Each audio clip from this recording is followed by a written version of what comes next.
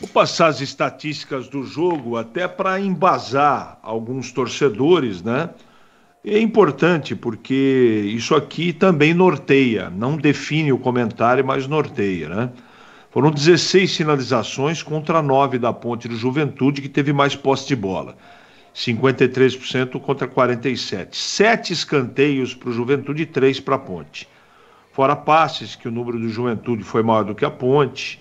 Desarmes, o Juventude desarmou 24 contra 18. Isso mostra um pouco da superioridade do Juventude, que principalmente no segundo tempo parecia que estava jogando dentro dos seus domínios. O desempenho da Ponte foi muito fraco, o desempenho individual da Ponte teve muitos problemas, ela teve lampejos de organização, mas de novo os problemas de meio campo, os problemas de ataque acabaram ocorrendo. É verdade o que o Elvis disse, a Ponte teve uma chance de ouro na mão, através do menino Eliel, mas não conseguiu transformar em gol. Isso acontece, não é?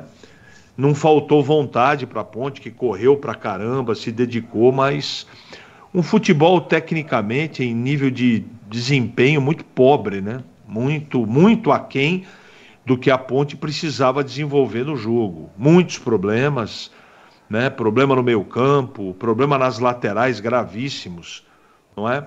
Eu acho que o que funcionou de novo foi o Kaique França. Hoje eu gostei do miolo de zaga, eu acho que o Fábio voltou e deu uma consistência legal, mas o restante não funcionou.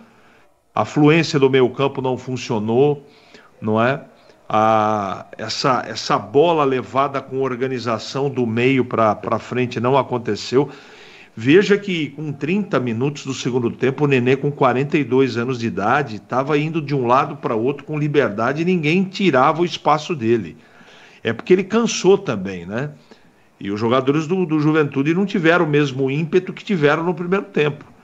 Mas se tivesse mais força física do lado do time de visitante, com certeza o Juventude teria feito no mínimo um gol. Não foi um jogo de grandes oportunidades. E muito por conta do trabalho dos dois zagueiros da Ponte, que para mim foram muito bem. E do Kaique França, não é? O Arthur, ele se limitou efetivamente a marcar. O Mailton tentou atacar e não conseguiu. No primeiro tempo, o Amaral e o Ramon Carvalho tentaram fazer um trabalho, mas com o maior número de jogadores no meio campo, esses volantes eles ficaram mais com o trabalho de marcação, tanto é que o Amaral tomou cartão amarelo e eu acho que o Felipe aí acertou de ter tirado e colocado o Filipinho porque iria ser expulso, porque o setor estava sobrecarregado. Enfim, não foi de novo, e eu não me lembro nem na sequência quantos jogos foram assim, que o desempenho foi muito abaixo de um time que dá mostras, pelo menos minimamente, de ter um treinador que comanda e treina o time.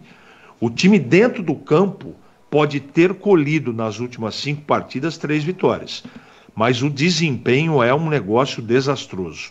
Tanto é verdade que a torcida não tem confiança no time. A torcida não acredita porque o torcedor conhece de futebol.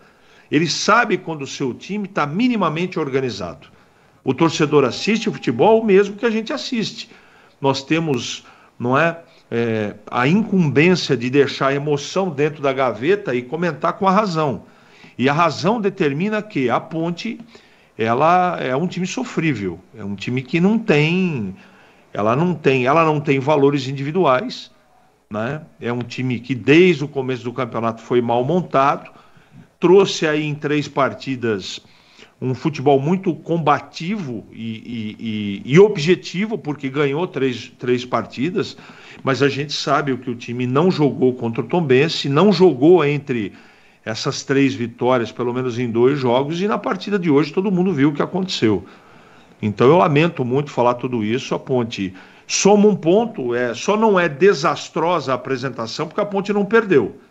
Agora, em termos de desempenho, não dá nem, pelo menos para mim, não dá nenhuma segurança para você projetar qualquer tipo de futuro positivo.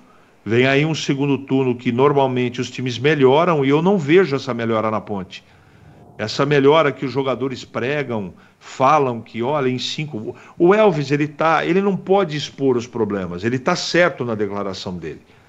Agora o treinador minimamente tem que reconhecer que o time dele não está jogando. Que o time dele, e ele vai para a entrevista coletiva, ele vai falar do gol que o Eliel não marcou.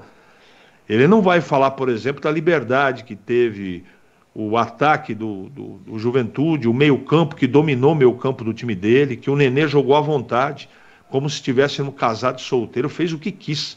O cara de 42 anos que não tem mobilidade. O Nenê é um grande jogador, mas ele tem 42 anos, ele não tem nem sombra da velocidade e agilidade que ele tinha com 32, por exemplo. Então, esse foi o jogo que eu assisti.